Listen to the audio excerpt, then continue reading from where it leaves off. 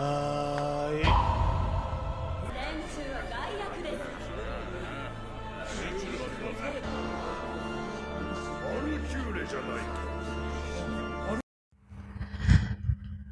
para kaum rebahan, kaum wibu, kaum pemalas, dan beban orang tua.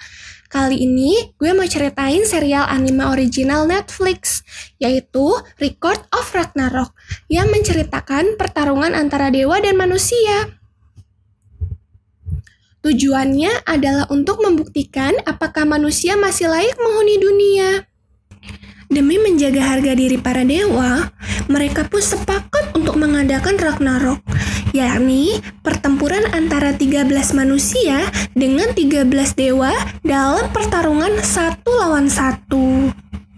Bagaimana kisah selanjutnya? Si Asep makan semangka. Mari disimak ya beban orang tua.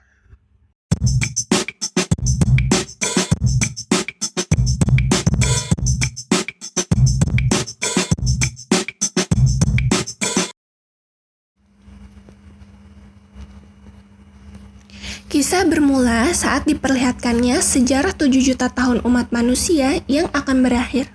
Bukan karena perang ataupun invasi alien, melainkan manusia menghadapi akhir kepunahannya di tangan para sang pencipta, yaitu para dewa. Di aula gedung majelis Valhalla terlihat Gol, ras Valkyrie yang termuda dari 13 Valkyrie bersama sang kakak tertua Brunhild yang dimana dia adalah ras setengah manusia. Majelis itu dipimpin oleh sang tetua para dewa, yaitu Zeus. Di dalam rapat itu, Zeus bersama para dewa lainnya membahas 1000 tahun berikutnya. Apakah manusia dibiarkan tetap hidup, ataukah akan dimusnahkan? Karena sifat manusia yang menyebabkan kehancuran dan malapetaka. Berbagai dewa pun mulai berpendapat, mulai dari Dewa Siwa yang memperhatikan manusia tidak pernah berubah dari 1000 tahun yang lalu. Pendapat itu pula disetujui oleh Dewa Aphrodite yang beranggapan manusia adalah malapetaka itu sendiri. Para dewa akhirnya setuju dengan pendapat mereka berdua. Akhirnya Zeus yang melihat banyaknya voting yang setuju manusia dimusnahkan pun akan memufakatkan keputusan dari semua dewa. Di saat itu juga, Brunhild menentang keputusan yang diambil para dewa tersebut. Dia berharap manusia bisa diampuni nyawanya dan berharap akan adanya perubahan. Akan tetapi, di sisi lain, dewa tertinggi Nordik, yaitu Odin, dan Manuke terlihat mencaci maki Brunhild yang hanya seorang Valkyrie bodoh. Brunhild berkata membunuh manusia itu adalah hal yang easy peasy untuk para dewa. Brunhild memberi penawaran untuk menunjukkan belas kasihan dan kekuatan dewa untuk menguji umat manusia. Brunhild lalu memberi penawaran, yaitu pertempuran akhir antara umat manusia dan para dewa, atau yang disebut dengan Ragnarok. Dia menjelaskan dalam kamus besar Valhalla, Ragnarok adalah pertempuran 1 lawan 1 antara dewa melawan manusia, yang diwakili oleh 13 dewa dan 13 manusia. Namun, undang-undang itu hanyalah jokes yang dibuat oleh para dewa, karena mustahil untuk umat manusia bisa mengalahkan dewa. Terlihat para dewa hanya tertawa dan beranggapan manusia bukanlah tandingan para dewa. Dengan centilnya, Brunhild memprovokasi para dewa dengan berbicara 1 lawan 1 kalau berani. Mendengar hal tersebut membuat para dewa tertrigger dan membuat mereka marah. Zeus sebagai perwakilan para dewa terlihat tertarik dan akan menunjukkan keganasan para dewa. Palu pun diketok. Dengan demikian, pertempuran antara dewa dan manusia atau Ragnarok pun disetujui.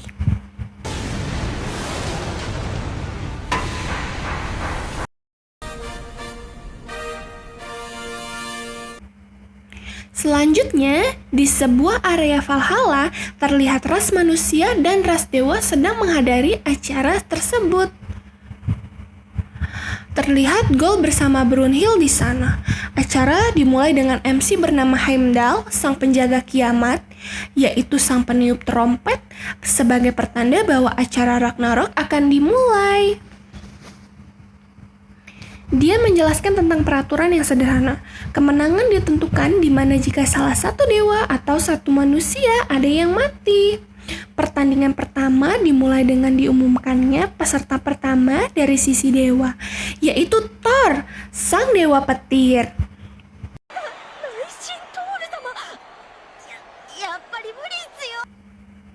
Tidak lama setelah itu, datang petarung manusia pahlawan terkuat Tiongkok, yaitu Lubu, bersamaan dengan kudanya, Red Hair.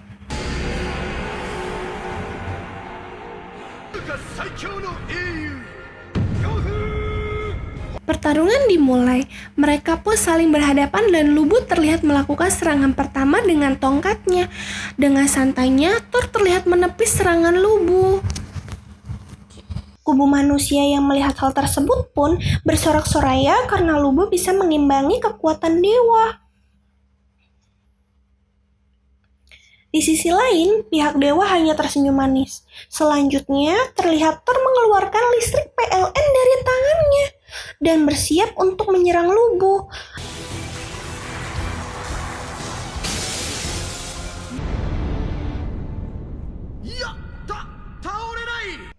Latar berlari ke masa lalu, yaitu negeri para dewa, Asgard.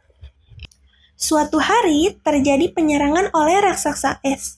Sebanyak 66 raksasa yang menyerang Asgard. Para prajurit malaikat pelindung yang datang ke sana pun tidak bisa menghalau para raksasa tersebut. Para warga kocar-kacir berlarian. Sampailah mereka di depan gerbang dinding kastil. Tidak lama kemudian, muncullah seseorang yang membuka gerbang tersebut. Yang tak lain, dia adalah Thor. Dia bertarung solo versus squad, melawan para raksasa tersebut. Dengan mudah disapu bersih oleh Thor menggunakan palunya dengan jurus Thor Hammer. Kembali ke area pertandingan. Terlihat Thor akan mengeluarkan jurus Thor Hammer, dibarengi dengan komentar para dewa yang berkata pertandingan akan segera selesai. Terjadi ledakan besar dikarenakan hantaman Thor kepada Lubu.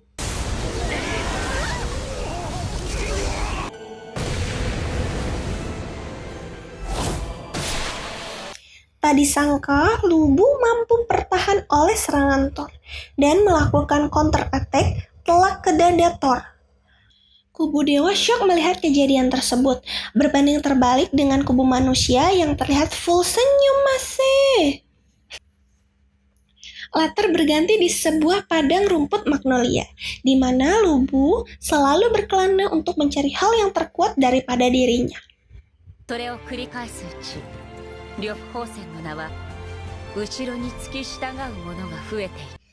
Hingga akhirnya dia mendapat pengikut yang banyak, dan dia pun berada di titik bosan dengan dunia.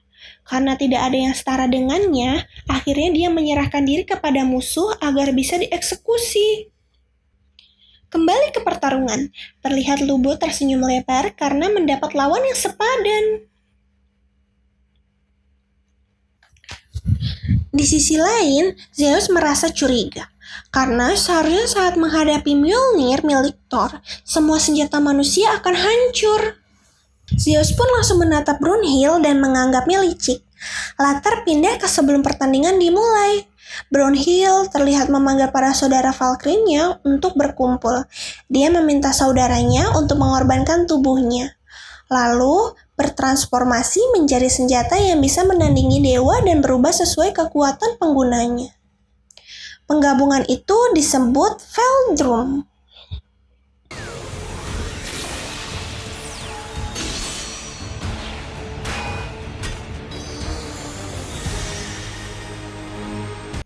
Merasa ditentang oleh ras Valkyrie, Zeus merasa sange pada Brunhild.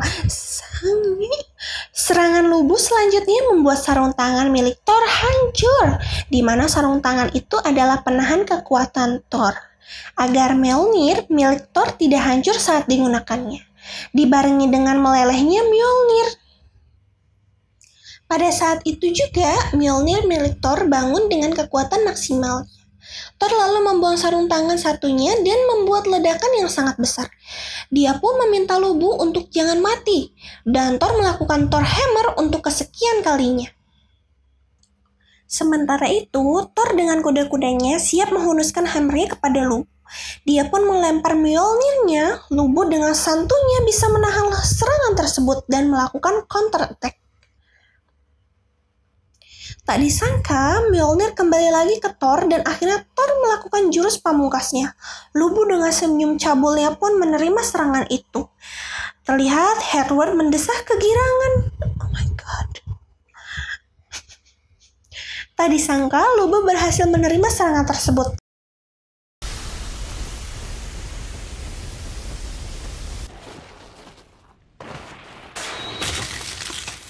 Akan tetapi, di sisi lain pukulan Thor mampu menghancurkan kaki Lubu karena menahan serangan dari Thor. Terlihat Thor akan mengakhiri pertandingan tersebut. Kemudian Red Hair dengan mesumnya berlari ke tempat Lubu. Para penonton berteriak agar Lubu tetap bertarung. Dengan giginya, Lubu mampu berdiri walaupun kakinya sudah remuk. Senyuman pun terpancar dari Thor. Lubu terlihat menaiki Red Hair dan siap melakukan pertempurannya kembali.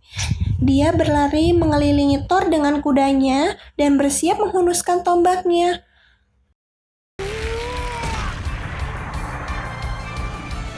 Naruto.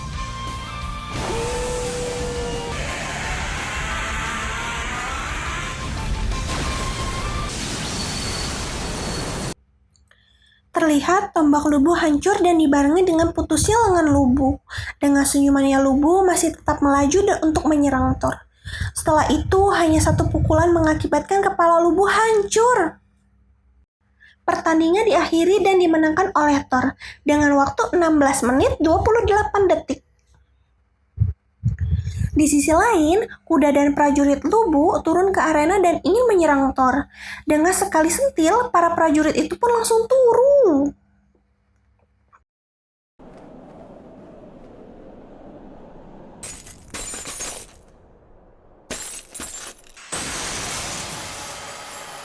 Di babak kedua, Keimdal memperkenalkan pertarungan dari sisi manusia.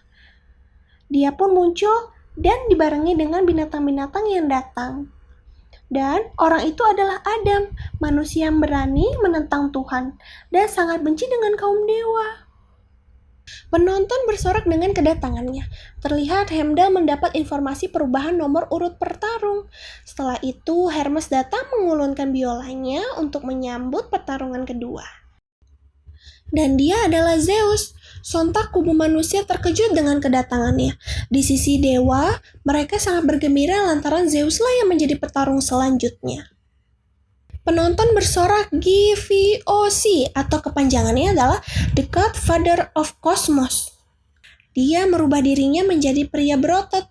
Di sisi lain, Brunhild terkejut mengapa petarung keduanya adalah Zeus.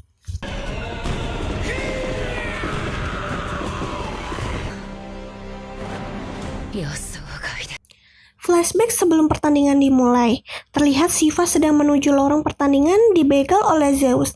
Dia berkata kepada Shiva kalau ini adalah gilirannya.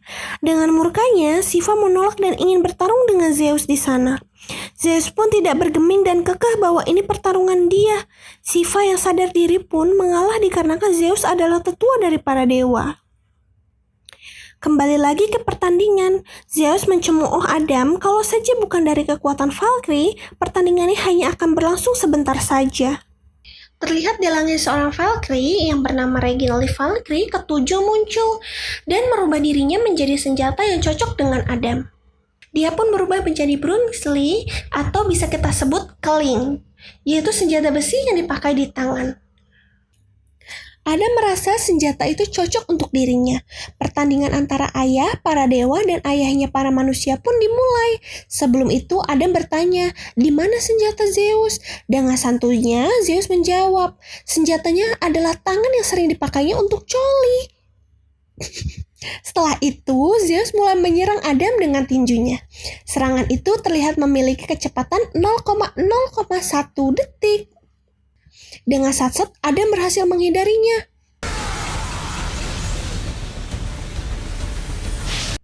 Di sini Zeus mengeluarkan jurusnya, yaitu Meteor Jab.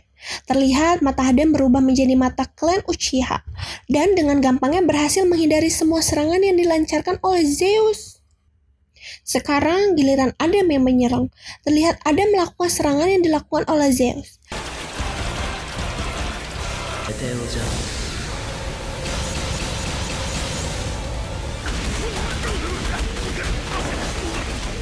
Ternyata Adam ini Kang Copas. Diketahui kekuatan Adam bernama refleksi ilahi, yang dimana ketika dia melihat teknik dewa, dengan mudahnya bisa dia tiru. Selanjutnya dia berhasil melukai Zeus dengan jurus Jab Meteor.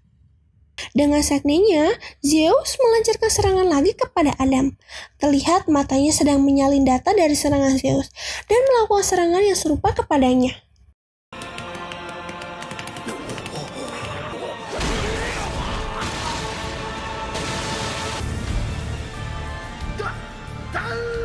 Para dewa yang menyaksikan hal tersebut dibuat ketar-ketir. Kesal disebut kakek oleh Adam sang manusia santuy. Zeus pun bertambah besar dan melancarkan jurus lagi kepada Adam. Zeus melancarkan serangan yang bernama tinju yang melampaui waktu, di mana serangan itu dia pelajari sewaktu dia bertarung dengan ayahnya, Kronos. Serangan yang dilancarkan olehnya sangat cepat, secepat waktu saat dia Chomli. Dengan santunya, Adam berhasil mencopot serangan tersebut dan melancarkan pukulan kepada Zeus. Alhasil itu membuat Zeus turu. Latar flashback di sebuah pengadilan para dewa, terlihat Hawa, istri dari Adam, sedang ditunduh oleh sang ular bahwa dia telah memakan buah terlarang, yang mana sebenarnya adalah sang ular cabul ini ingin memperkaos Hawa. Sakit hati lantaran ditolak, dia pun memfitnah Hawa dan membawa dia ke pengadilan. Adam datang dan mengobrak-abrik pengadilan tersebut.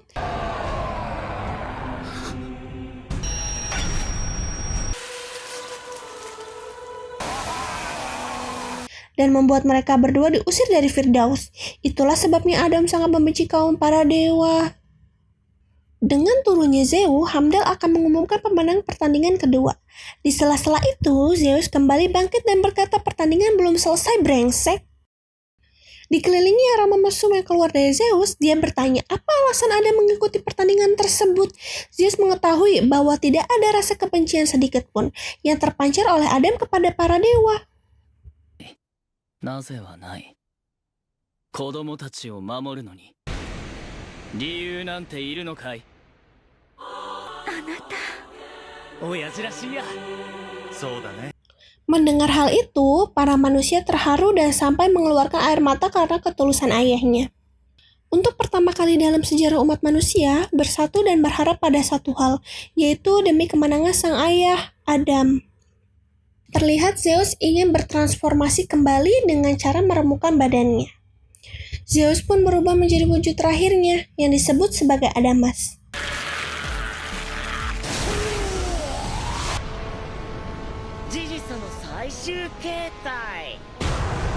Di tempat penonton terlihat Dewa Loki, yaitu Dewa Tipu Daya, yang sedang menikmati keseruan pertandingan tersebut. Berbanding terbalik dengan Brunhild yang dimana dia terlihat ketar-ketir melewat wujud akhir Zeus. Zeus dengan wujud Adamasnya menyerang Adam. Dengan serius Adam mulai melawan. Terlihat Adam menghindari dan melanjutkan jurus refleksi ilahinya. Namun, Zeus tetap melancarkan serangannya.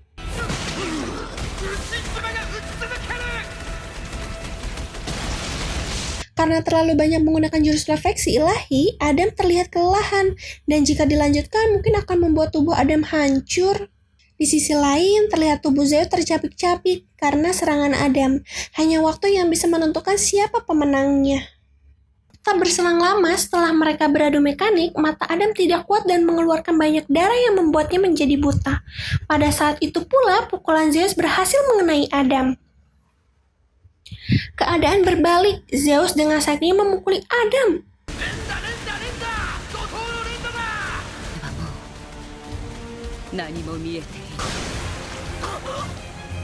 Karena tidak tahan melihatnya, para kubu manusia memohon untuk menghentikan pertandingan.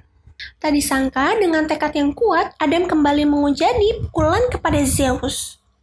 Adu mekanik pun terjadi kembali, sampai di mana Zeus bertekuk lutut dan dia menyatakan pertandingan telah berakhir.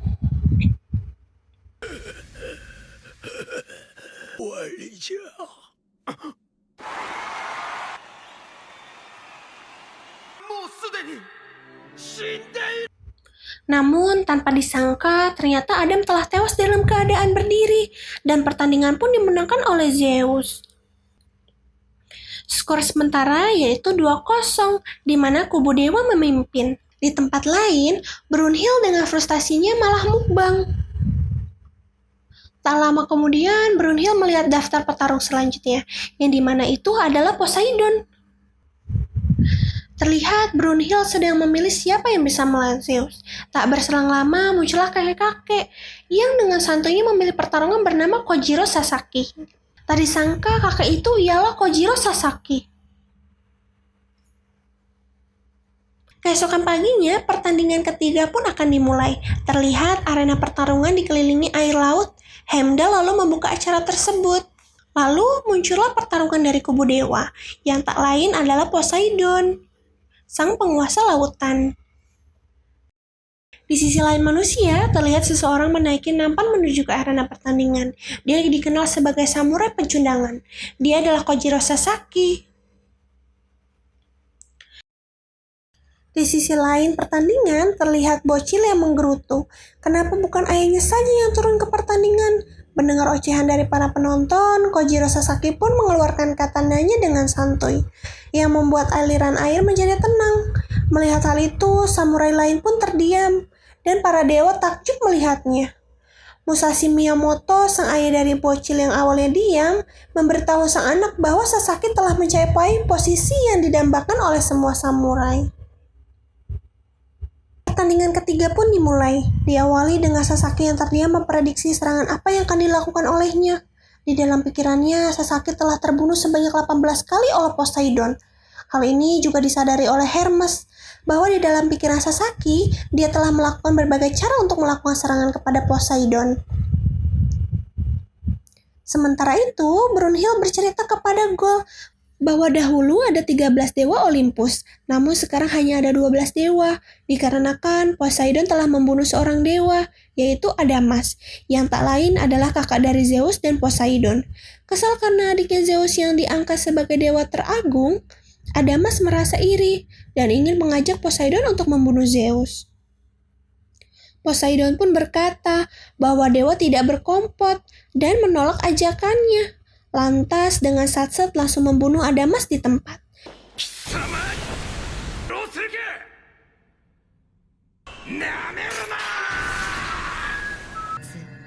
弟が兄と目を合わせた瞬間、兄の生涯は終わった。 Kejadian itu pula disaksikan oleh Hermes. Kembali ke pertandingan, Sasaki yang galau pun terduduk diam dan pasrah, sambil memikirkan solusi bagaimana cara menyerang Poseidon. Latar beralih ke masa lalu Sasaki. Dia selalu kalah dalam berpedang sehingga dia dijuluki samurai pecundang. Dia menantang pendekar pedang yang tak bisa dikalahkannya, dan terus memikirkan bagaimana cara untuk mengalahkan lawannya. Kembali ke pertandingan, Sasaki yang mendapat pencerahan pun mulai bersiap melancarkan serangan. Dengan pedangnya yang bernama Monohoshi Zao, dia melancarkan serangan lurus ke depan. Dengan santunya, Poseidon berhasil menghindar. Namun karena pengalamannya yang kalah berkali-kali, Sasaki menunjukkan jurusnya yang bernama Tsubame Kaeshi.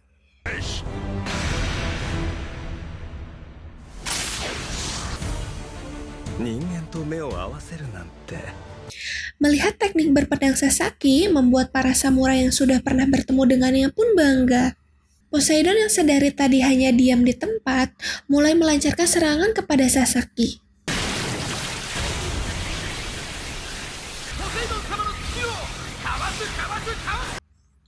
Dengan satset, Sasaki berhasil menghindari setiap serangan Poseidon, dikarenakan dia sudah menganalisa setiap pergerakan Poseidon dari awal. Terlihat umat manusia menyoraki Sasaki, karena merasa Sasaki sudah unggul dari Poseidon. Para dewa pun ikut terkejut dengan Sasaki yang berhasil menghindar. Selanjutnya, Poseidon bersiul dan bersiap untuk menyerang Sasaki dengan trisulanya. Dengan cepat serangannya mampu mengenai bagian perut kiri Sasaki.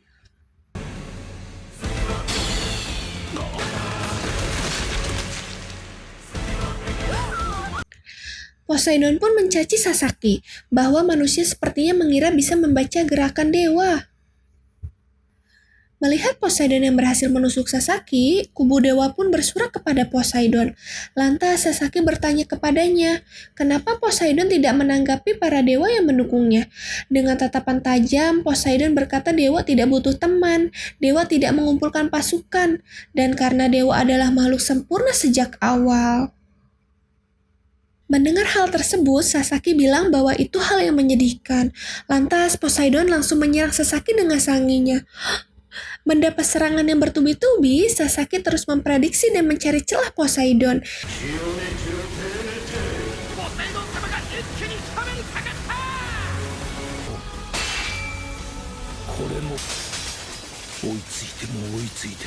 Dan akhirnya dia mencapai tingkat prediksi dewa. Itu membuat Aphrodite terkesima. Namun, sedalam apapun prediksinya, yang dia lawan adalah Dewa Poseidon. Sesaat setelah melakukan counter attack, Poseidon berhasil menghancurkan pedangnya.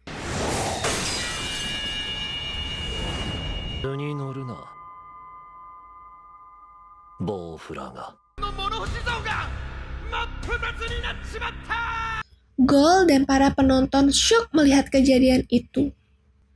Kembali ke masa lalu saat bertarung dengan Musashi, diketahui bahwa sejarah Sasaki mati sebagai pencundang adalah hal yang salah. Faktanya, Sasaki mati dikarenakan bertempur habis-habisan dengan Musashi. Mengingat masa lalu tersebut membuat Sasaki bangkit, lalu membuat pedangnya menjadi dua dan berhasil membangkitkan Revolver.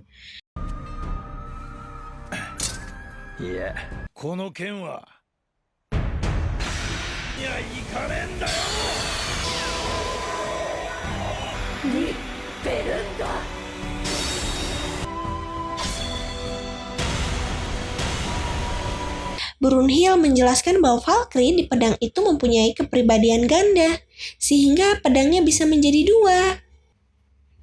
Pertarungan pun berlanjut, dan terlihat Sasaki memakai jurus dari sebuah pendekar pedang yang sudah bertarung bersamanya selama ini.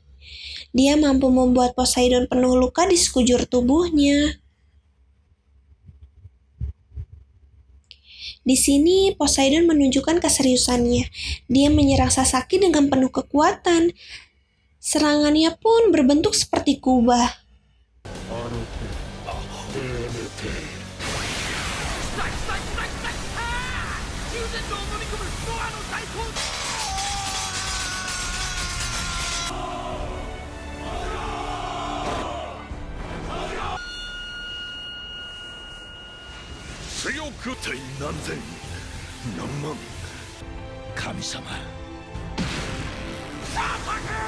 Sasaki masih bisa menghindar dan akan melancarkan serangan ke Poseidon.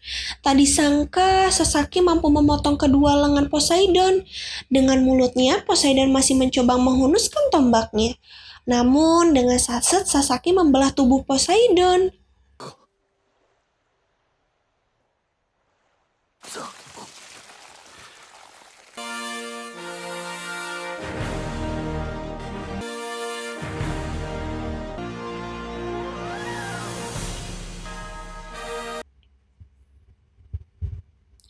Dengan tersenyum, Sasaki akhirnya mampu mengalahkan Poseidon. Para dewa yang melihat hal tersebut hanya bisa terdiam. Tidak terduga pertarungan ketiga Ragnarok. Manusia bisa menang melawan dewa. Penonton pun bersorak meneriaki nama Sasaki Kojiro. Brunhild dengan yakin berkata bahwa manusia masih punya harapan untuk tetap bertahan. Setelah pertandingan selesai, para dewa melakukan rapat 5 kageb kembali yang membahas tentang kematian Poseidon. Di situ terdapat Zeus, Odin, Loki, Hermes, dan Shiva. Yang pada awalnya pertandingan melawan umat manusia hanya lelucon, kini mereka akan serius dan mati-matian melawan mereka. Pertandingan keempat pun dimulai dengan peserta dari umat manusia yang meminta tempat pertandingan sesuai requestannya. Permintaan itu pun disetujui oleh pihak para dewa. Heimdall pun memulai membahas arena yang akan digunakan. Arena pun berubah menjadi miniatur London abad ke-18. Setelah itu, perwakilan kubu manusia muncul. Dia adalah Jack the Ripper. Para penonton pun heran, mengapa seorang pembunuh kejam menjadi perwakilan umat manusia? Sementara itu, di kubu dewa, yang akan bertanding dengan Jack the Ripper. Dia adalah pahlawan sejati pembela kebajikan.